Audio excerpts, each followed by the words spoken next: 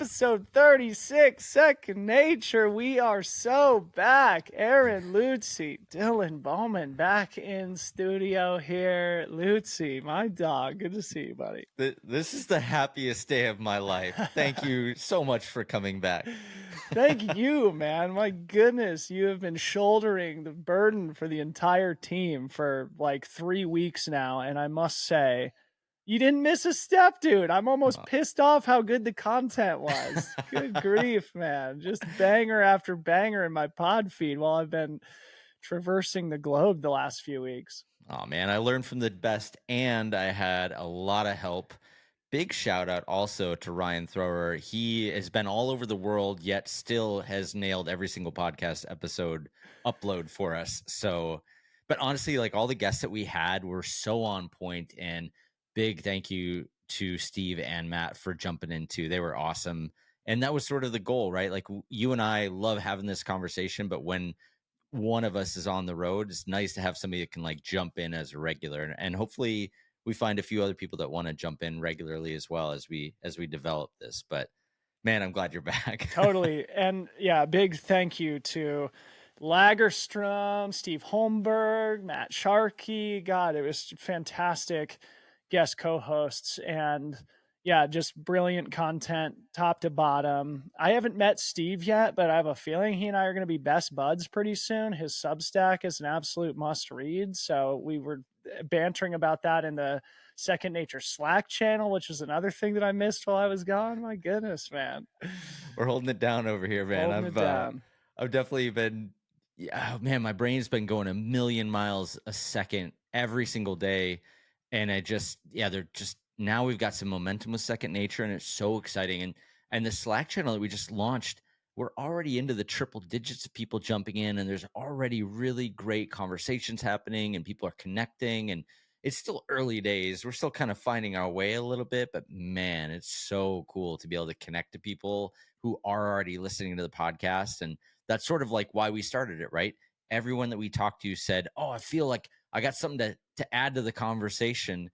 And we're like, well, this seems like an obvious next step to just keep the conversation going after every podcast. So we got to come up. We got to come up for a name for our community, like the second naturalists or the second naturites or something like that. We'll workshop that. You can drop your feedback in Slack if you've got recommendations. But dude, holy smokes, the last 3 weeks for me have been absolutely wild, crazy, big swings in terms of energy levels and emotions. We can talk all about it, but obviously I was at UTMB, the biggest, most important trail race in the world. That occupied a solid 10 days of my life, nearly killed me again.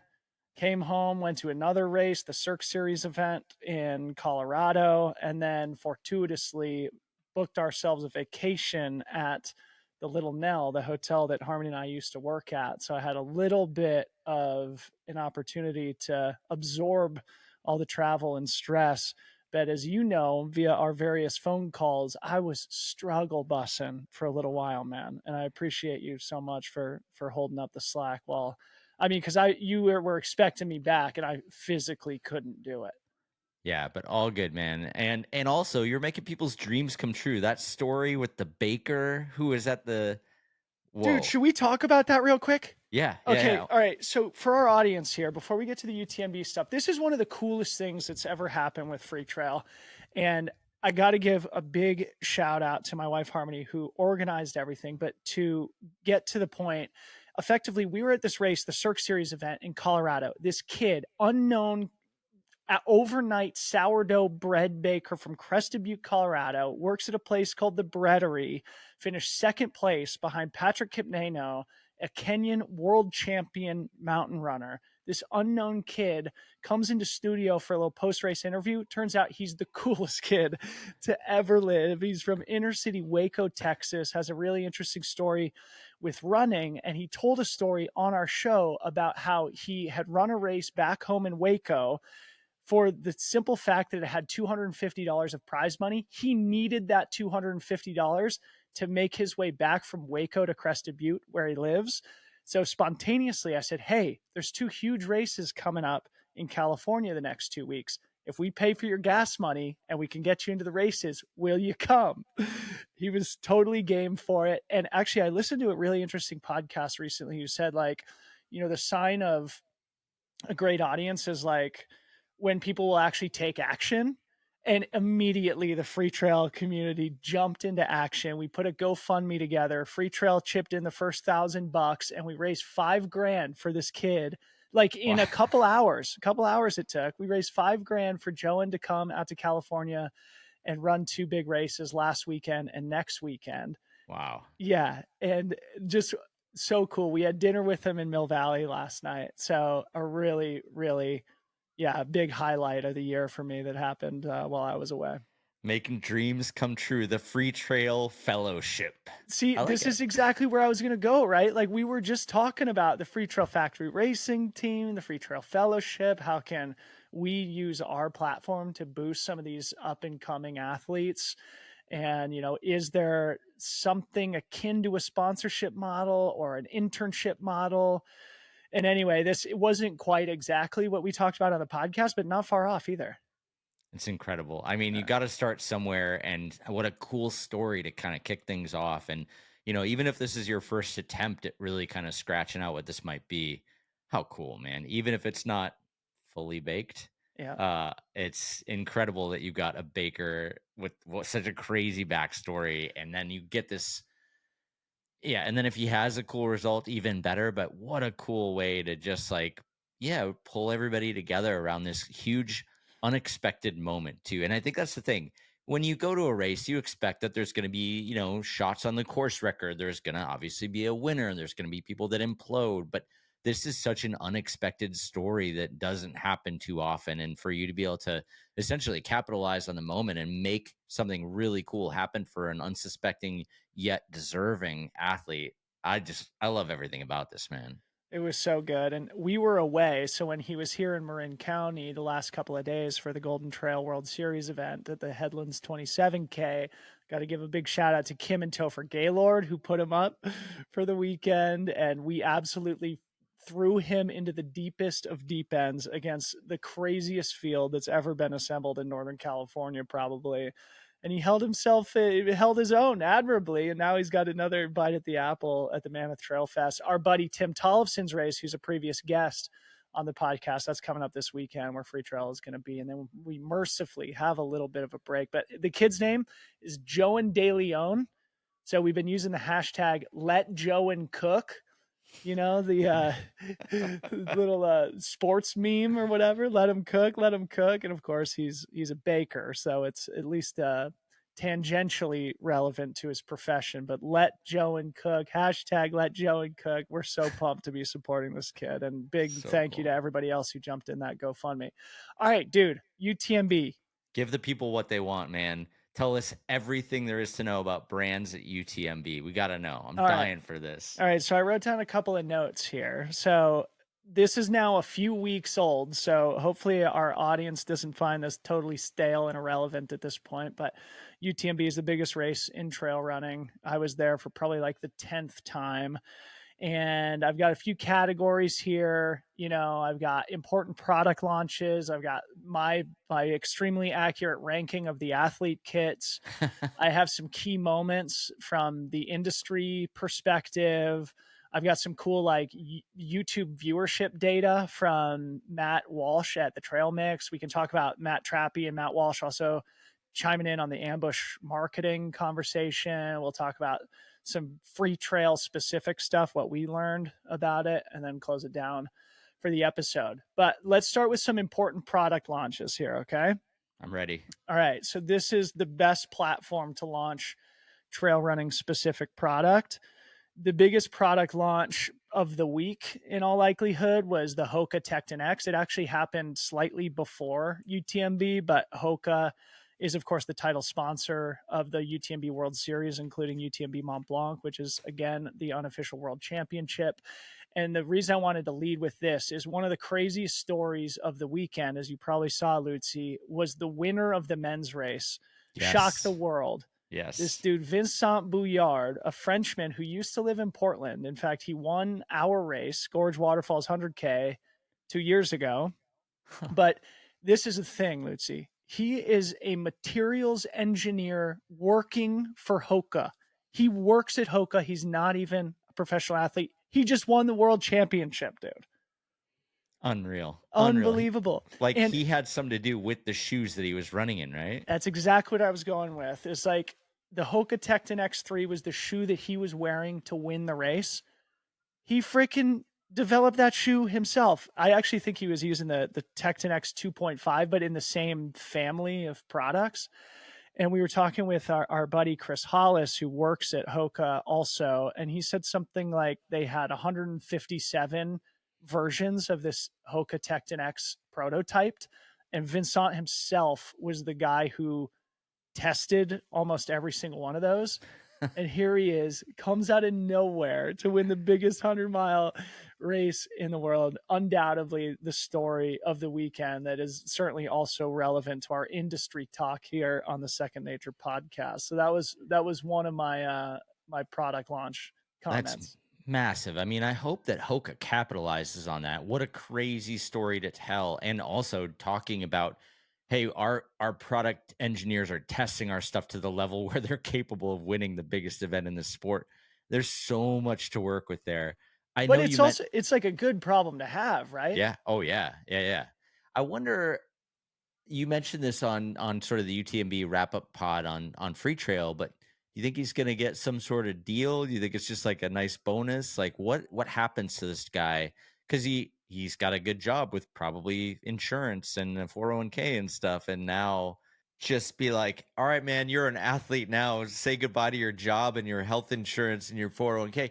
Like, what do you do with somebody in that situation where you sort of want to have him as an athlete, but then you still need them to do their job? Yeah, I mean, that's what I view as so fascinating about this is it does create a problem for him, even if it is a good problem, and for Hoka, because I mean, by all accounts, he's sort of an indispensable member of their product team, and Yeah. he gave me no indication that he was ready to, throw away his professional career to become a professional athlete. So I'm sure, knowing the people at Hoka, that they'll find a good middle ground that will allow him to showcase his amazing athletic ability while also contributing to the products in the same way that he has for the company. He won 20 grand in prize money for the race itself. So not insignificant, but certainly not, let's retire and walk off into the sunset type thing. So big shout out to Vincent Bouillard.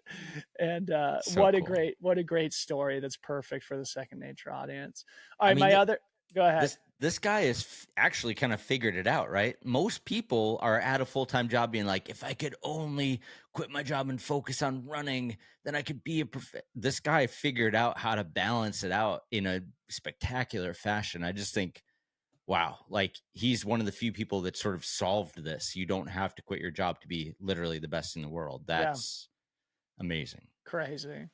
All right, so two other important product launches during the week. Solomon, of course, Hoka's probably biggest rival in terms of footwear manufacturers and trail running. They launched the S Lab Ultra Glide, cool, fresh looking red Solomon shoe, sort of their trademark look. They do such a good job making beautiful Mhm. product. I'd never touched it or even, I don't think even saw one in person, but it's got an interesting design to it. It's difficult to describe, but it's sort of got this foam wing that comes up the sides of the shoes and the bottom sort of has a wavy design to it. So haven't seen any reviews on the performance of it, but definitely a cool and different looking shoe from Solomon. And then the other one was Norda, who's, sort of this interesting smaller upstart brand from Canada. They announced, though didn't launch, it's called the 005, probably like they probably just call it the 5. Anyway, an interesting evolution of their product offering that is like highly technical, highly advanced, probably a very high price point. I don't think they announced what that's going to look like, but the Dyneema upper with the TPE midsole, which is like the super critical foams that people are using now. And then, Yeah, it's not plated, I don't think, but an interesting looking shoe. Norda is at least partially owned by Zegna, so when you look at the product, you can tell that it sort of has a fashion side to it. It's kind of like Satisfy, I feel like, in some ways. In fact, I think they've done some collabs together, but a smaller brand that had a sort of a product announcement at UTMB also. Very cool.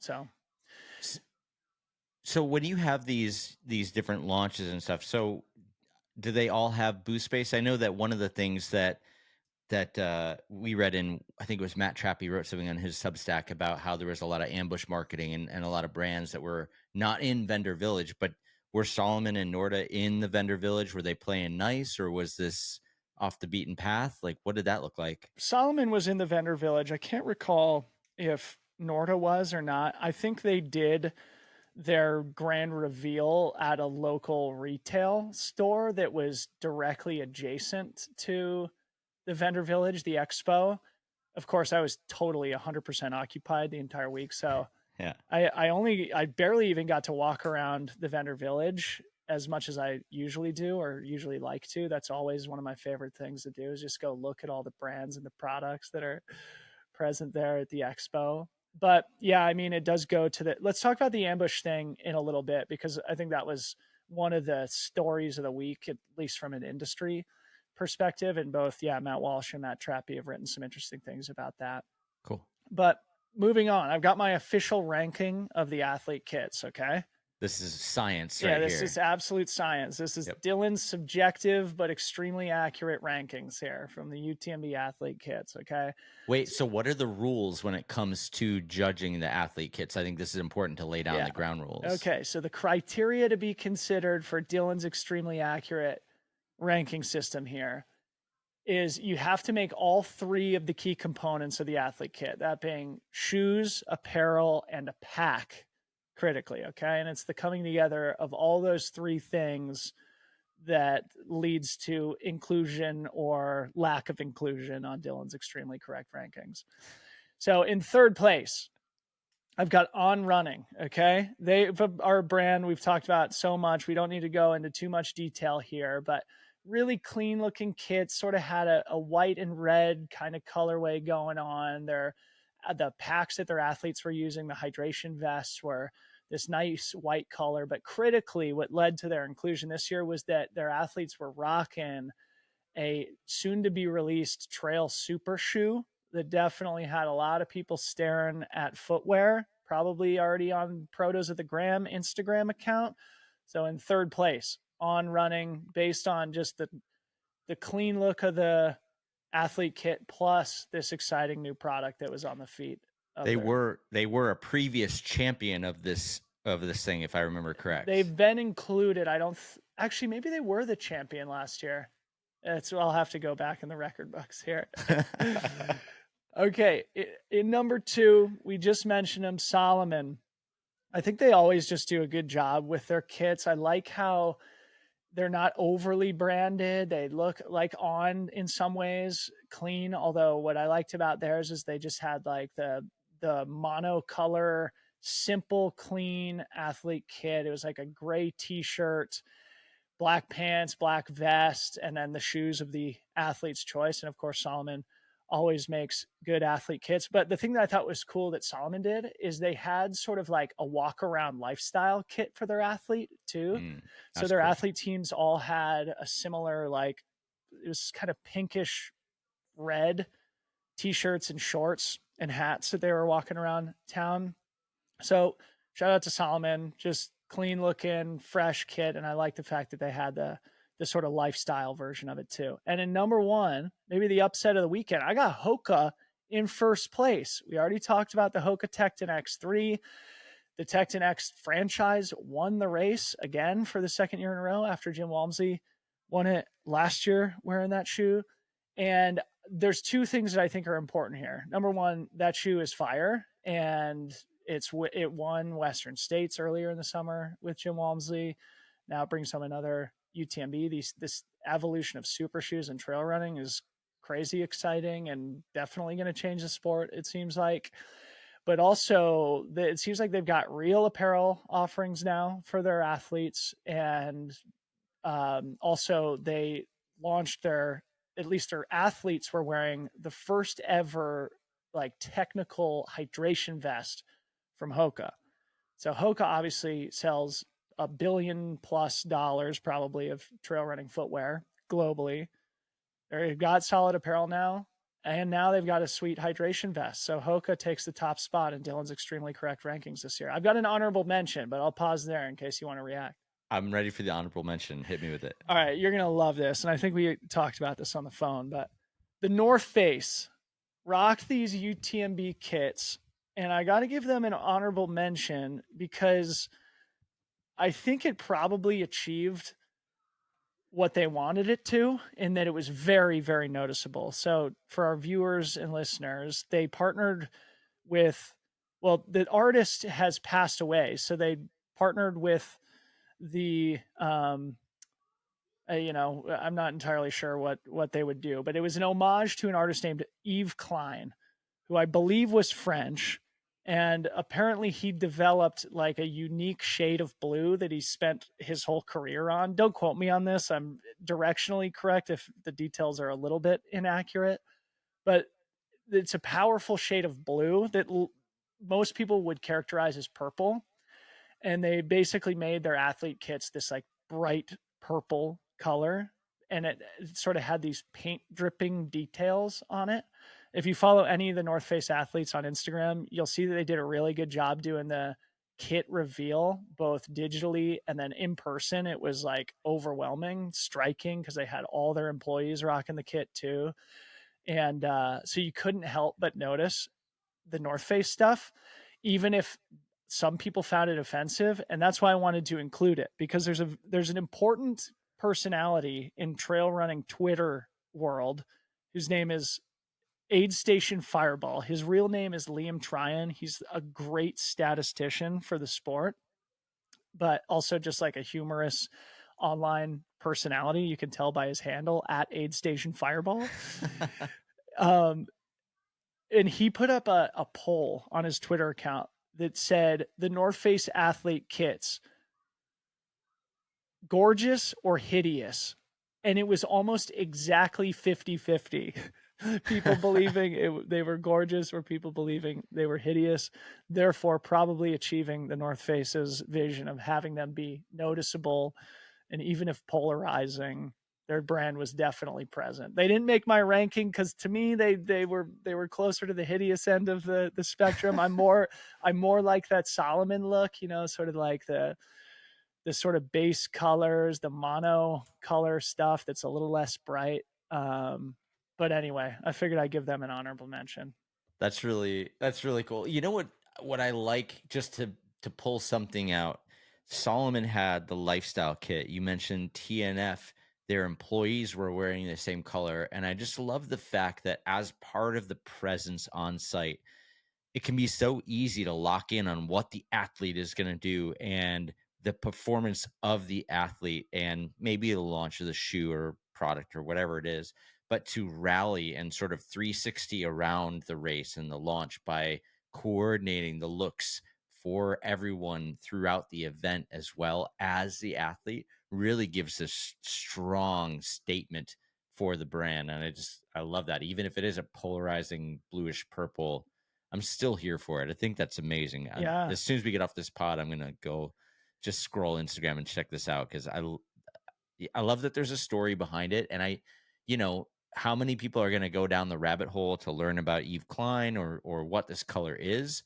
Probably not that many, but the fact that there's thought and intention behind it is just so cool. I love that stuff. It was almost like a subtle version of the ambush marketing stuff that we can talk about later. Actually, I was at Champ Lac aid station early on Saturday morning, which is a crux moment in the race where there's 50K to go.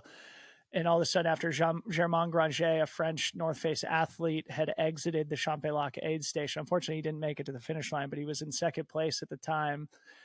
This mob of North Face employees on e-bikes just go shredding out of this tiny Swiss village, all rocking their bright purple kits. So a little bit of an ambush marketing thing. They also did something cool where they had a DJ and free beer available at their store at 4 p.m. every afternoon. I never made it over, but obviously that's up my alley. And yeah, anyway, just another way to engage a consumer and have an impact in race week in a different way. But moving on, because otherwise we're going to spend way too much time on the athlete kits. So that's my ranking for 2024. I also wanted to give, this is sort of an honorable mention BPC shout out. A really cool brand that I've noticed recently is this brand called Wise Trail Running out of Annecy, France. You can look them up. I've had a couple conversations with their team and their founder, and I just really like what they're doing. Like, I'm not sure where the name comes from. I'm not sure if I really love the name or the logo and stuff, but the product is like really, really nice. Premium position and has like some unique design details that are very well considered that I won't even try to articulate here on the podcast, but worth checking out if you look at Wise Trail Running on the internet or on Instagram.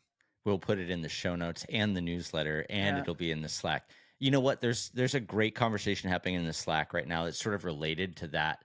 And I had posted this article where they were basically saying that brand used to be the thing, big brand used to be the signal of quality. And so people would utilize brand to figure out what was good. And that's why there was all this consolidation around big brands. Now that you have Google, you can just figure out what the best product is and then go get that. And I think that there's a lot to be said around specifically that, because now you can find the Wise Runnings and the Nordas and the Satisfies, you know, all these kind of upstart brands that are doing interesting things.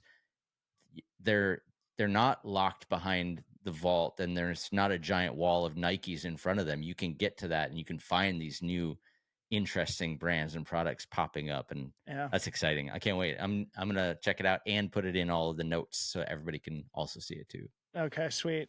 All right, so then moving on from the brand stuff to sort of some key moments that have industry relevance for our audience here. First of all, from the athlete perspective, Katie Scheid, speaking of the North Face, she broke Courtney Dauwalter's course record by 20 minutes. She has had an insane season that includes winning both Western States and UTMB, without argument, the two biggest, most important races in the world. She also absolutely dominated the Canyons 100K in the spring. So 3 of the craziest performances in trail running history, all on Katie Scheid's resume this season. The first person to ever really steal one of like the iconic course records from Courtney Dauwalter, whose name is of course all over the trail running record books. So an important thing to mention here, in the pantheon of all-time greats, Katie Scheid, she's an absolute superstar for the sport, and this was a huge exclamation point. Do you think she's done enough to get Trail Runner of the Year? She's definitely the early leader on the women's side. The men's side is very interesting. We could devote an entire show to that, but the way the sport is advancing is just crazy, dude. It's crazy. So awesome. It's so cool. All right. Another key moment, Rod Farvard signed with Hoka that week. So he was on the North Face athlete development roster, and he chose not to re-sign a contract before Western States. He instead chose to bet on himself, and he had an insane second place performance battle against Jim Walmsley at Western States. And that turned out to be a very smart move on his behalf. I'm sure he got a very solid deal partnering up with Hoka. He's got a cool personal story with the brand, having lived in Santa Barbara for a time where Decker's headquarters are.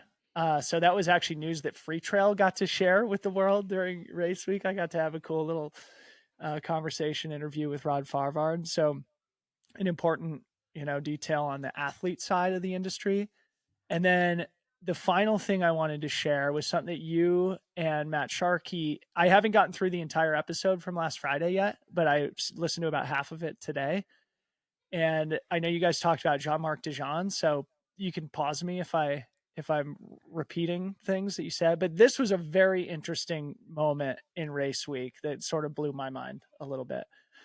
To our audience, Satisfy Running, you probably know who they are.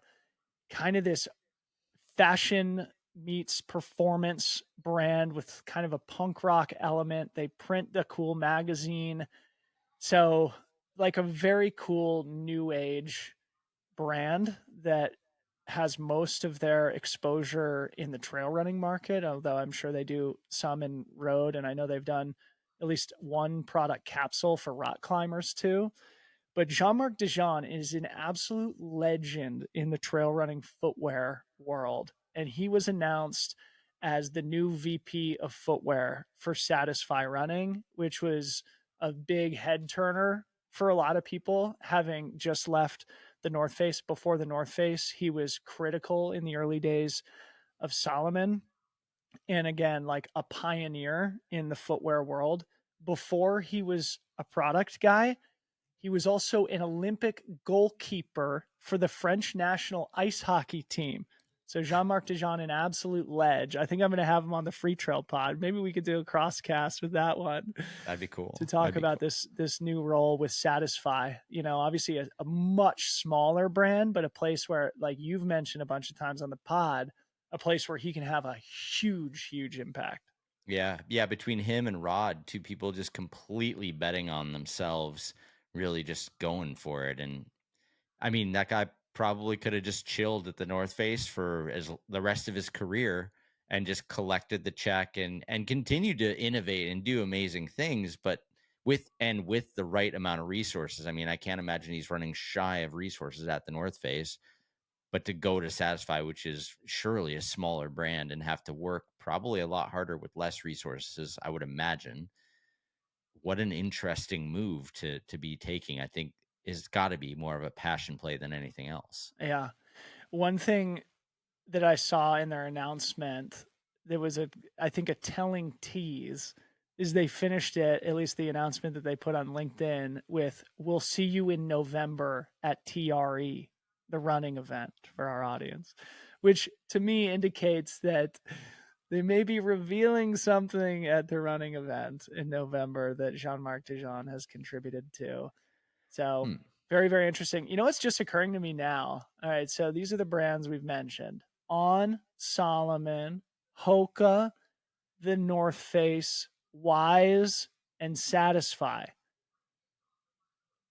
With the exception of the North Face, every single one of those is of European origin, even if Hoka is now owned by a giant American corporation. Interesting. Yeah. Yeah. I mean, that's it, right? That's the home of it all, right? Everybody's in the mountains out there making it happen, and no surprise, I think. Yeah. Okay. Any comments on my those key moments? I also have some viewership data that I think might be interesting for the pod here, and then we can talk about some ambush marketing stuff. Yeah, let's talk about the viewership. I'm curious about this one. Okay, so there's some caveats here, but this was published in the Trail Mix newsletter, which is written by this British guy named Matt Walsh. It's really, really good sort of B2B trail running content. We can include a link in the show notes, but what he makes the argument is that UTMB's 2024 YouTube viewership was actually down 16% year over year, but UTMB makes the argument that it was up 20%. So Matt did, I think, an analysis on just the YouTube figures. And so I guess UTMB would be making the argument that their distribution deal with L'Equipe and, you know, on their owned platform may have increased while their YouTube viewership decreased. But he has a graph included in his newsletter that showed that in 2022, 1.7 million people watched UTMB's YouTube channel. In 2023, it was up to 2.3 million. And then this year, it regressed back to 1.9 million, only slightly up from 2022.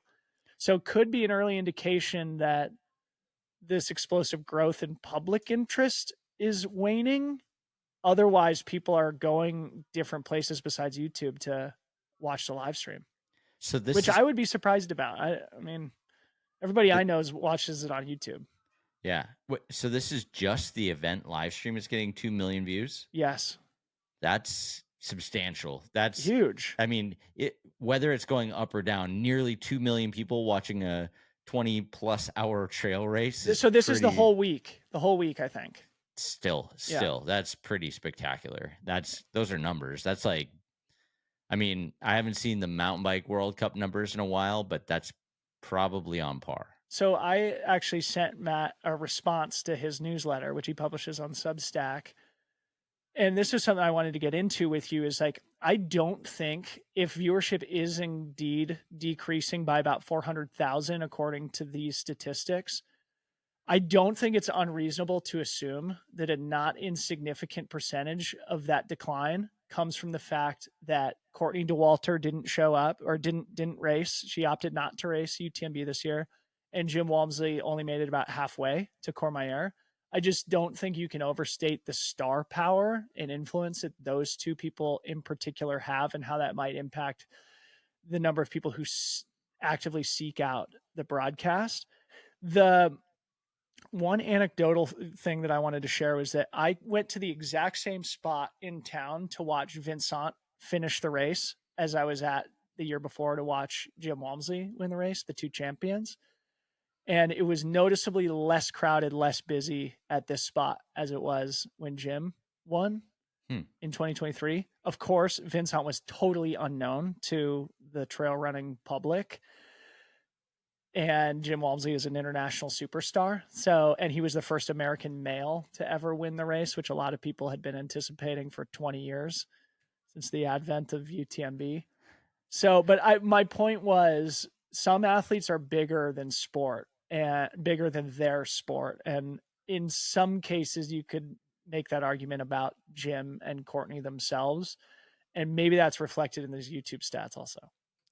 Could be. I mean, there's so many different factors that would also play into it. I agree with you that not having the two biggest, you know, names racing in the event surely had an impact on the viewership, but it also could be, we'd have to go back in and look at what did they do to get people, into the live stream before the event? What was like the run up to the event? What did that look like? I mean, you don't just get 2 million people out of nowhere to turn into live streams. So could it have been that they did something different? Did they have paid ads? Did they promote it? Did they, what levers were pulled other than just the racers? I don't disagree with you. I think probably it did make a big difference, but impossible to know without really just going apples to apples all the way through. Yeah. What did they do to promote each year's event, right? Yeah. But maybe they were all just had their eyes on free trail and they were just checking out the just saying. Yeah, maybe. They got their media elsewhere. Yeah, right. We'll talk about the emotional roller coaster of free trail here in a little bit, but let's talk about the ambush marketing stuff real quick. This is again something that Matt Trappy and Matt Walsh both wrote about on their Substacks. Do you want to get us started on this? Because I feel like this is something that you'll have good opinions on. Well, I read Matt's a while ago, but what I remember from it was that Hoka is obviously the main sponsor, and as an event producer, you want to make the best possible environment for the people who are actually paying you money to put on the event. And so, in that way, ambush marketing is kind of a difficult thing because you are kind of poaching, which is never a great look, especially if you're a brand that does have resources. It is kind of dirty in some ways to do that at an event. That being said, if you are blocked out of doing any real activation in the village, then you have to look elsewhere to try to make an impact, because it is also the most important weekend or week for launching products, for brand visibility, treating athletes, taking care of them, everything else. So it's a difficult one because there are pros and cons to having a presence there. And I've got to imagine that having a presence at UTMB proper is likely cost prohibitive for a lot of brands. It's got to be insane to book a 10 by 10 space or whatever else. So I don't blame anybody who does engage in that stuff. I understand it, but I also do understand the organizers trying to make the right environment for the people who are actually paying to help put the event together. Yeah. I think the point that he was making was that UTMB had made their rules about ambush marketing a lot more clear this year to try and dissuade it from happening. And his point was that it's a fool's errand. One Yeah. of the examples of this ambush marketing was Brooks Running, which is one of the bigger footwear manufacturers in the world, definitely like dominates specialty retail, but has a smaller footprint in trail running. Launched like some of these, there's paragliders all over the sky in Chamonix. So they had these parachutes that were Brooks branded that you couldn't help but notice floating above town. So an interesting and creative avenue of ambush marketing from Brooks. But UTMB has definitely made the rules around brand activations at the event a lot more stringent in a way to protect that partnership with Hoka, like you mentioned. But every brand, as evidenced by these product launches and stuff that we began the episode with, I mean, this is the platform where you want to have an impact. It's where all the eyes and ears in trail running are focused for an entire week. And if you can take a slice of that, even for an hour or 2 hours, it feels impactful. Yeah. Yeah. Absolutely. I mean, again, I don't blame anybody. It's challenging, right? Like from all different levels, it's just a difficult decision to make. Like, is it worth it? Uh, but again, if you're sort of blocked from me being able to do anything meaningful, then what other option do you really have? The Yeah. Brooks thing makes me think of this ambush marketing thing that Red Bull used to do called Red Bull Airdrop. Have you ever heard of this one? No. They would go to like college campuses where they were blocked out of distribution. So a college campus would have a Coke deal and you couldn't have Red Bull on campus anywhere. And they'd go in with this like 3x3 wooden crate and they would put it in the middle of campus like overnight when no one was looking, and then they'd strap a parachute to the top and then throw it so it looked like it parachuted down and broke open upon landing. And then it would be this collegiate feeding frenzy of people like filling their backpacks with Red Bull real quick, but they made it seem like it actually like fell out of the sky when really it was just somebody like backing it up to the thing. I just loved that one. I don't know. There's a mixed feeling internally on that one, but I always thought it was kind of clever. Brilliant. What do you want to know about the free trail week? Because it was again one of the most intense, most crazy weeks of my professional career. I don't. And I that's why I had to tell you, buddy, I can't podcast for a little bit. I'm just looking on your YouTube channel right now of all the interviews and all the content that you pumped out. You called me on one of the first days of UTMB and you're like, okay, I have 7 interviews. What strategy should I have to post them? And I was like, you recorded 7 interviews in a day? Yeah. What? Tell me Dude, about. I have a 35-page document from UTMB week of just thoughts, reflections, notes. 35 mother bleeping pages, dude. I mean, I guess like the real question, and I'd love to just go through kind of the vision or the plan and just like kind of let everybody know what, going into this whole thing is. But the question that I actually want to know, because I'm looking at I'm not on, I don't have the podcast as I'm just looking at your YouTube Yeah. stats, but is it worth it to put out this much content? Because you can see in hindsight, oh, it looks like race previews and reactions absolutely smashed views. Yeah. Interviews with champions, like the Vincent one has 32,000 views in 2 weeks. So when you look back at your data from doing this and then you also match that up with how exhausted you were at the end of it, could you make it easier by just saying next year when we go, let's only do the interviews that make the most sense, that are absolutely going to smash? And even though I'm sure it's really nice to, give some shine to a lot of these athletes who are going to be competing in OCC and CCC and whatever, but like at what cost for Yeah. you? That's my question. It's definitely a good question. One thing that we've talked about is going for 2 weeks and doing the athlete interviews the week before, which is better for the athletes anyway. And then focusing race week on just the previews and recaps and post race interviews and social media coverage.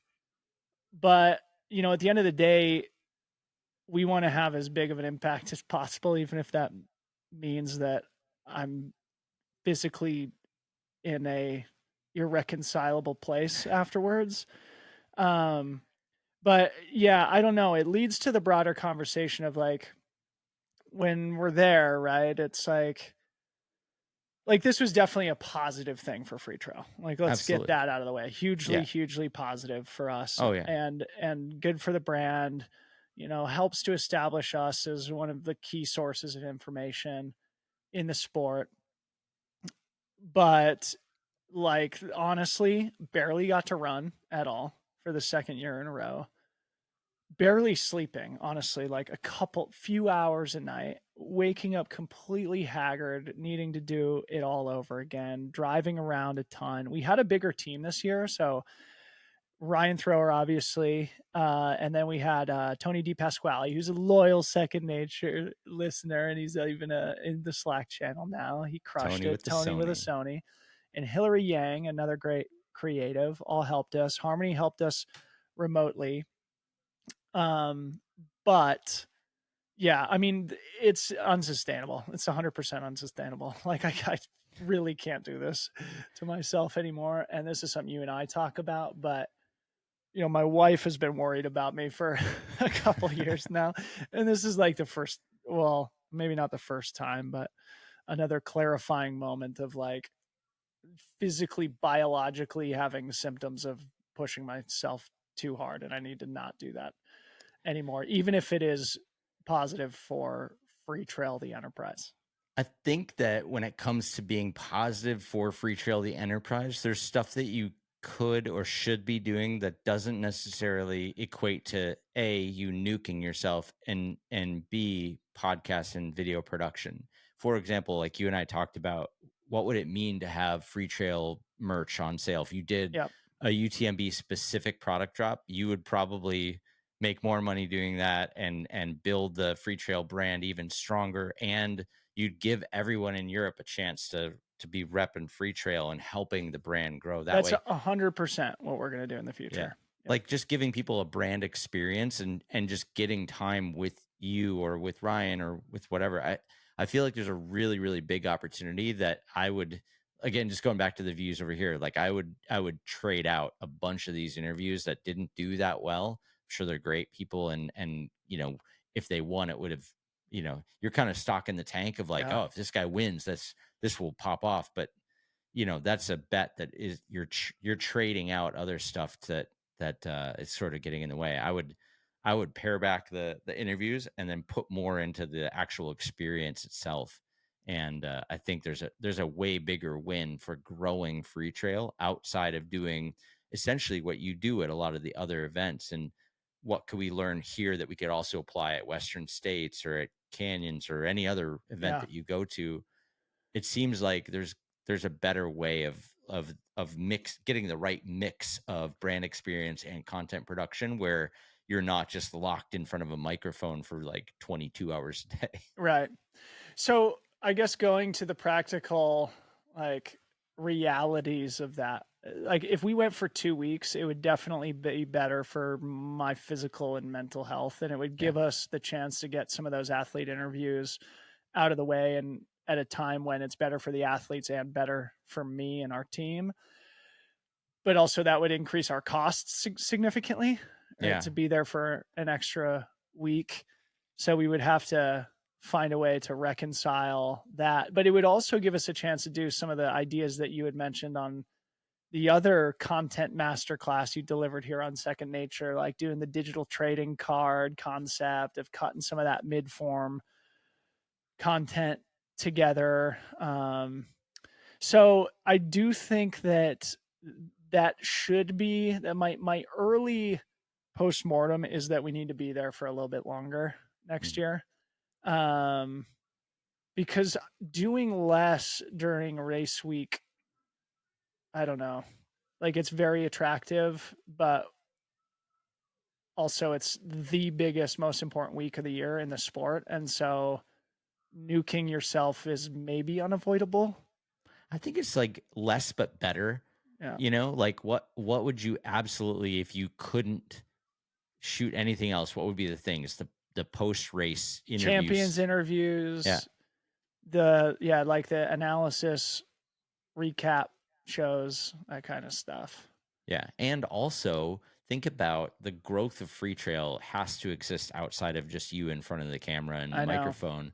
So if it's Corinne taking the, some of the other stuff off your plate, maybe she's doing the interviews and then you're coming in for the analysis or something like that, where, it's not that you're not creating content, but you're freed up then to focus in on the brand experience, or you're freed up to go do more of the village short form content stuff, or you have a chance to just get a breather. Whereas right now you're locked into every single piece of content that comes out. Mm-hmm. I think having somebody there that can kind of balance that out, because like the other side of it is like, oh, we want to double down. We want Second Nature to go, and we want to do all kinds of brand interviews while we're there with the people launching products and whatever. Like that's also an extremely real concept that could be really cool. But there's no way we could do that if you're doing all this stuff. Yeah. Even if you did come a week early, there'd be no chance. Yeah. So I think it's also just expansion in terms of who else is, grabbing the mic and running with it. And can you have a couple people, just like we've got Sharky and Steve jumping in to help us Yeah. out. Who else can do that for free trail? Because I think there's tons of credible voices that can take some stuff off your plate. I had a very important conversation with a friend and mentor of mine who I won't name in case he doesn't want me to, but we caught up for a beer one night and he was like, "So what's the plan for free trail?" And I was like, "God, okay, this is a can of worms we're getting into here." But it's so clear to me that, yeah, I don't know, it's sort of an inflection point thing of like, if free trail is going to get to a point where I want it to, it definitely, we need to have more on-air talent, diversify away from me having to do all of that stuff, because otherwise, there's a difference between like a creator business and a media company, right? And not to say there's one way is better than the other, but we're sort of in this awkward middle ground where it either needs to be an easy kind of glorified side hustle of a creator type business, or we need to scale it to a point where it's, yeah, I have more support on air. And Yeah. because that's what, if you think of, ESPN or really any sports media enterprise, there's multiple like the keystone talents on the roster. But then like, I don't know if that's how you build modern media businesses. Like you look at Pat McAfee, it's like, yeah, that's a media business, but without Pat, it's nothing. And it's like, it's a business, but it's a kind of more of a creator business. And I've always wanted ours to be like a brand, a media brand. Yeah. Well, in that case, I mean, what got you here won't get you there. Exactly. And it really just comes down to execution. I mean, Dave Ramsey is like a big financial podcast guy, right? I actually haven't really listened to his stuff, but I know the story that he got to the point where you were at, where he was doing as much as he possibly could, but then he was hitting his limit. And then he brought in like 4 or 5 people to kind of add to the conversation, and then sort of like worked his way back out where he still shows up. But actually some of his stuff is the lowest performing stuff now, because he's built these other people up. And so you have this incredible platform, you have the credibility, you have access to tons of people who know what they're talking about. And is it as easy as, pulling them in, giving them a chance to shine, and allowing them to take some stuff off your plate? I think that's how you get to that next level. Yeah. You think about like, what if I'm at 21,000 subscribers on the free trail channel? How do I get to 210? How do I get that extra 0? Yeah. There's no way you can grind hard enough on your own, No way. even with the support of Ryan and Harmony, to get to that point. But if there's a grip of people that are all grinding at the same time.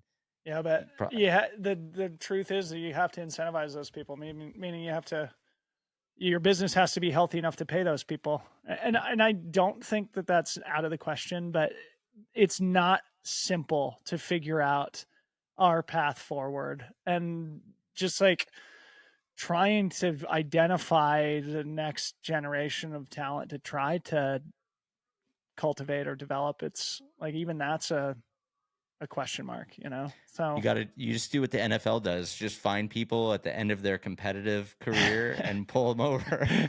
all the guys who I came up with, we're all looking for the next thing right now. So anyway, a big time roller coaster. I'm happy to be through it. It was a hugely positive thing for Free Trail, but definitely came at a cost, but we've had a bit of a setback too. And then I had like one of the craziest wild cold outreaches that all about that we won't talk about here publicly, but I don't know. It feels like a really strange moment in the history of our business right now.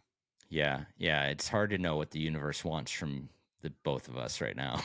I think I know exactly what the universe is trying to tell me right now, but unfortunately it's also extremely complicated and requires a lot more work. Yeah. Well, I also have the biggest galaxy brain of my career. Should we save that for a future episode and close it down with this UTMB talk? Ooh, what a teaser for the next episode. I'm probably overselling it, but we'll feel talk like about it next time. we haven't talked for so long on the pod that I just want to like keep this going and have a mega pod, but also, it's not the last pod either, so we got time. We'll save it for the next one. BPC, Lucy, get us started. Ooh, where to even start? I had a handful. I just want to start off by saying that the new North Face We Play Different campaign just slaps. It feels like an Apple commercial. It feels so cool and different.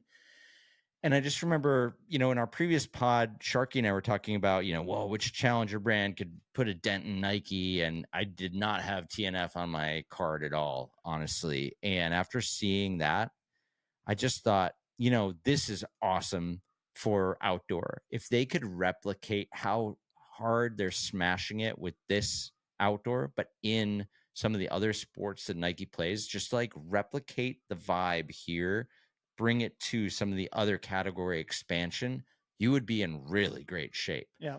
That We Play Different campaign just feels like, ooh, I'm excited to see the next like year or two of North Face. Like they've got some stuff up their sleeve, and this campaign was a huge indicator. And I'm personally pretty excited to see kind of what comes out of this. One other thing, I get to BPC, I guess, but the other one I want to shout out, our buddy Mark O'Malley, who works for Free Fly Systems. I have now referenced 2 Free Fly projects in BPC in previous ones. It's like a drone company, and they did this one video where they do a drone surfing thing where they're like pulling behind a drone and doing all this surfing stuff. But they did the Red Bull and Prada videos, both of them. The newest Red Bull Prada video that just came out is over 5 million likes on Instagram, on Red Bull's Instagram, which is crazy. Like that's easily one of the most viral videos they've had in a while.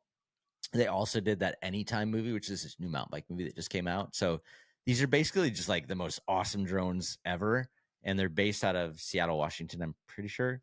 But I've been referencing like all of their output, but never referenced the actual company that's doing the work. So Free Fly Systems is so cool. You got to check out some of the stuff they've been doing. It's just incredible.